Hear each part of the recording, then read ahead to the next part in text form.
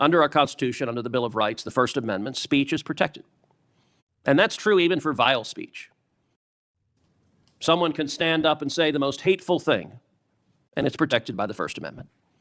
Nazis and Klansmen can march in the streets, and even though their speech is bigoted and horrible and racist, the First Amendment protects it. Conduct, however, is not protected by the First Amendment, particularly conduct that is violent. Violent conduct that is threatening others, that is harassing others, that is injuring or in this case murdering others is most assuredly not protected. Thank you, Mr. Chairman. You know, I have to say, it used to be that to see theater you had to go to the Kennedy Center. Now, apparently, you need only go to the Senate Judiciary Committee and see our Senate Democrats berating the director of the FBI, which, okay, it's not, partisan politics is not new in the United States Congress. But what is remarkable is what Senator Booker was berating Director Patel about.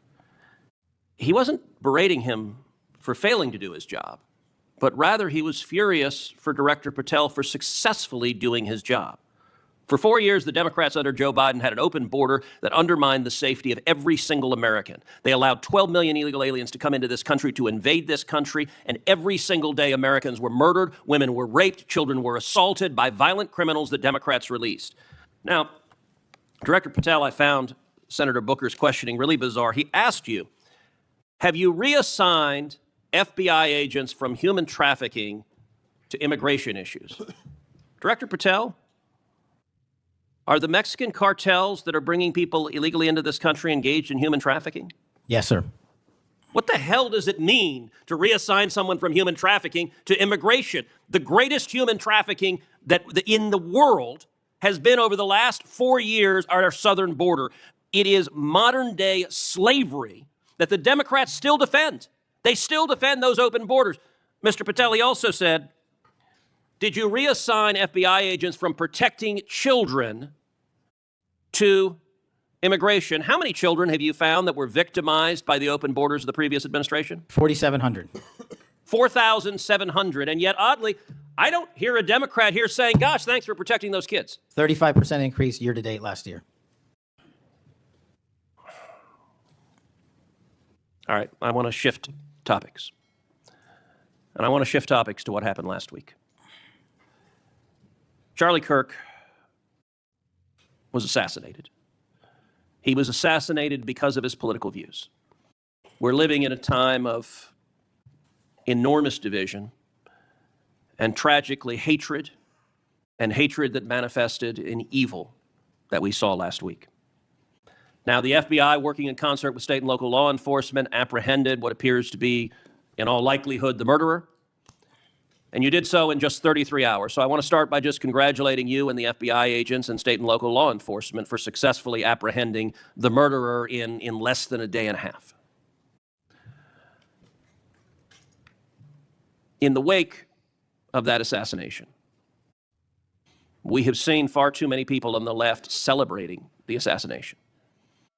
We've seen Democrats, we've seen activists cheering it on. We've seen, tragically, teachers in high schools, teachers in elementary schools, university professors cheering on the murder of Charlie Kirk. You and I both knew Charlie well.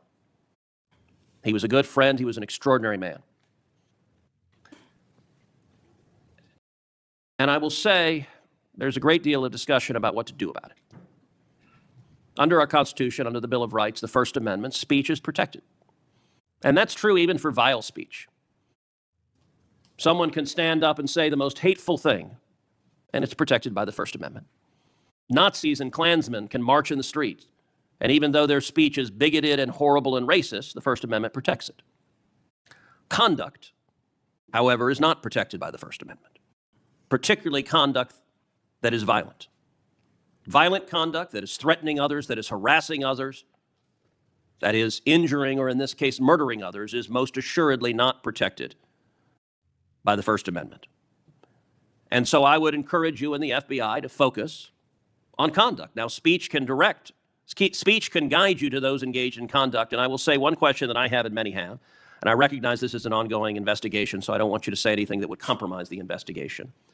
But what can you tell us at this point about what evidence there exists of other individuals who may have had prior knowledge of this assassin's plans to murder Charlie Kirk on September 10th? Generally speaking, we've interviewed numerous people, family members and friends, including the partner, to provide us with a detailed history of the knowledge he may have had, the suspect may have had prior to. We're still mapping out who, if anyone, was involved as an accomplice. As I said, the investigation is ongoing. We're also speaking to and going to interview numerous individuals online who were part of a chat group that was involved in this heinous assassination. And we're also going to work with our state and local partners out in Utah to find out what community organizations, if any, participated or had any foreknowledge of this information. But it's very much ongoing. I remind everybody that it's not even been a week since Charlie's tragic death. Is it accurate? It's been widely reported that the assassin's roommate was a transgender man who was transitioning to be female, and it's also been reported that they may have been romantic partners. Is that accurate? Yes, Senator. And I assume the FBI is investigating. It has also been reported that there were transgender chat rooms that may have had some awareness of the plan to commit this murder. Is that accurate as well? I'm sorry, can you repeat the question? It's been reported that there were chat rooms of transgender activists that indicated some degree of potentially a foreknowledge of this murder. We're still developing that. Do you have any information the bullet casings had on them both Antifa and LGBT wording on them? Do you have any indication of the source of those engravings and what inspired them? As to the actual source, we're still developing that. I want to encourage you in the course of this investigation, absolutely go after anyone who aided and abetted. But I want to more broadly encourage you, follow the money. The violence we are seeing is not purely organic. There is, I believe, significant money that is spreading dissension, that is spreading violence. Antifa. Do you believe Antifa is a terrorist organization? I believe Antifa is associated with a lot of violence in this country. As to its designation, I'll leave that to the appropriate authorities. So I would encourage the administration to designate Antifa as a terrorist organization, to go systematically after Antifa. They've committed acts of violence all over the country. And the shell casings have multiple references to slogans that Antifa has popularized. I believe there is considerable money funding it. I would note that I've introduced legislation called the Stop Funders Act. Stop Funders Act would add rioting to the list of predicate offenses under RICO.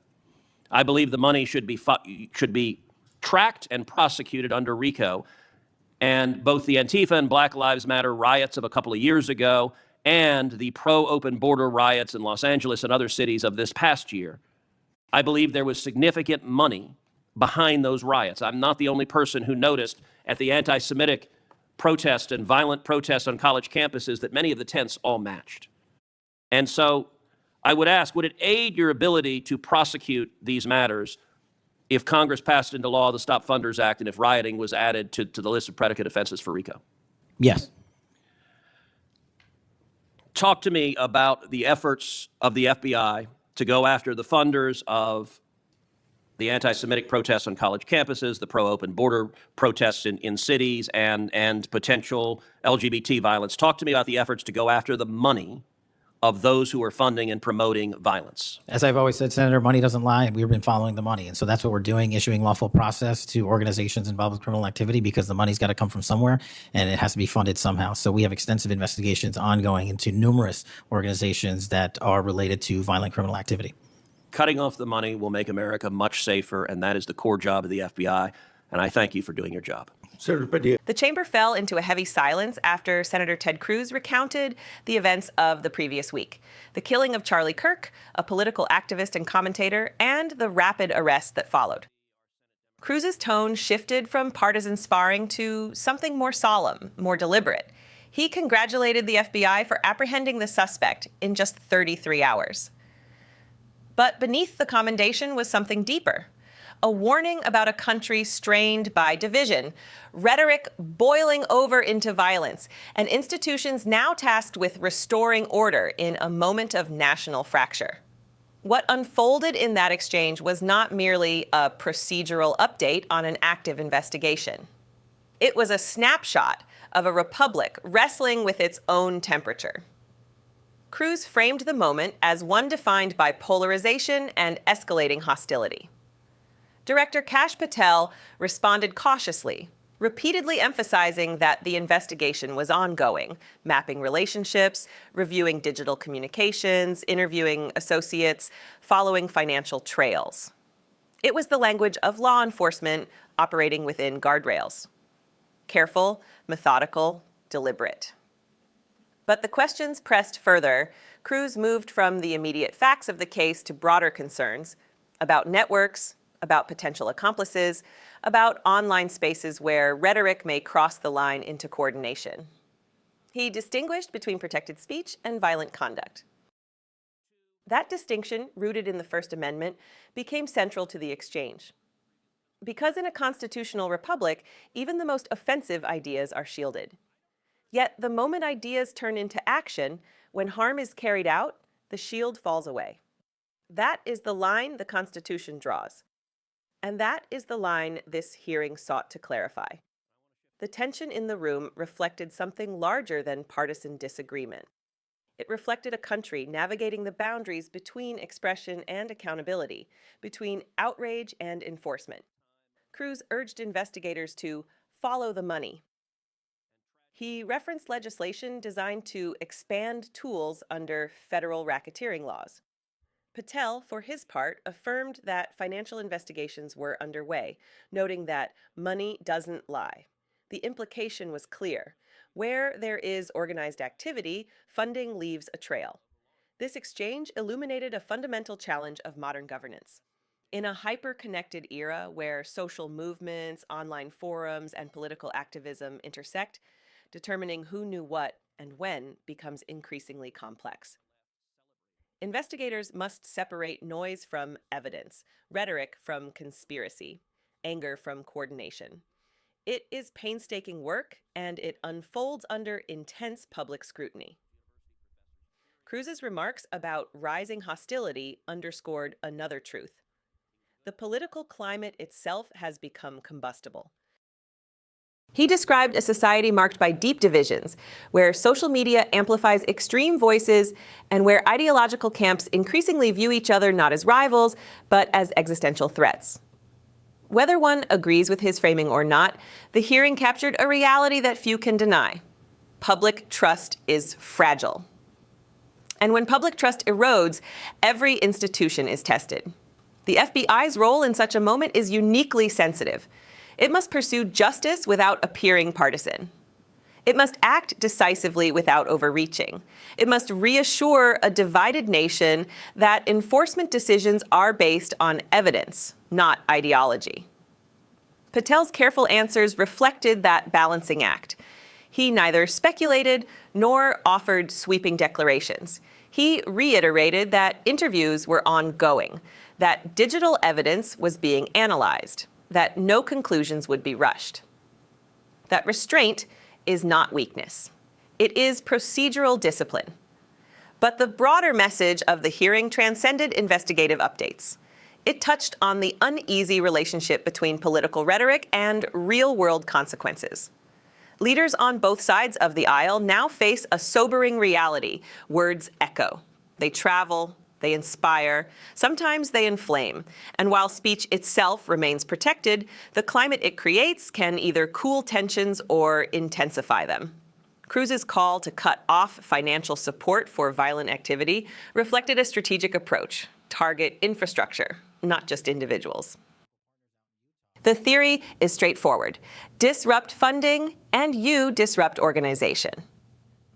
It's a model long used against criminal enterprises. Applying it in the context of politically charged unrest, however, demands extraordinary care because overreach risks infringing on lawful activism. Underreach risks emboldening those willing to escalate.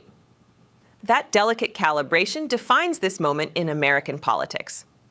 The hearing also revealed something else: a rare instance of bipartisan acknowledgement that political violence, regardless of source, cannot become normalized. While the rhetoric in the room was forceful, the underlying premise was shared. Violence aimed at public figures, whatever their ideology, is unacceptable in a constitutional democracy. The rule of law does not bend to partisanship. It does not excuse harm because of political alignment. In the end, what viewers witnessed was not just confrontation. It was accountability in motion. A senator pressing for clarity. A federal official responding within the limits of an ongoing investigation. Cameras recording every word. Citizens forming their own judgments. That is the American system. Imperfect, noisy, often contentious, yet structured around transparency and oversight. The deeper question now is whether that system can withstand the strain of escalating division. Whether leaders can temper rhetoric without surrendering conviction. Whether institutions can maintain impartiality in a climate that demands allegiance. Moments like this hearing matter because they force those questions into the open. They remind us that the Constitution protects speech, but it does not protect violence. That law enforcement must remain anchored in evidence, not emotion. That public officials must be both forceful and responsible. Above all, they remind us that democracy is not self-sustaining. It requires vigilance. It requires accountability. It requires citizens willing to watch closely when power is exercised and to demand clarity when tragedy strikes.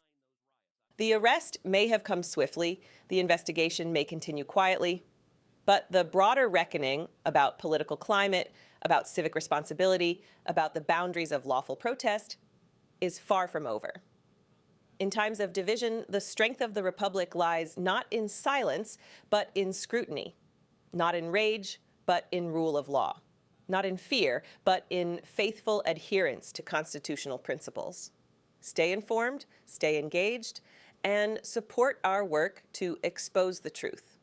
Subscribe to Liberty Report USA.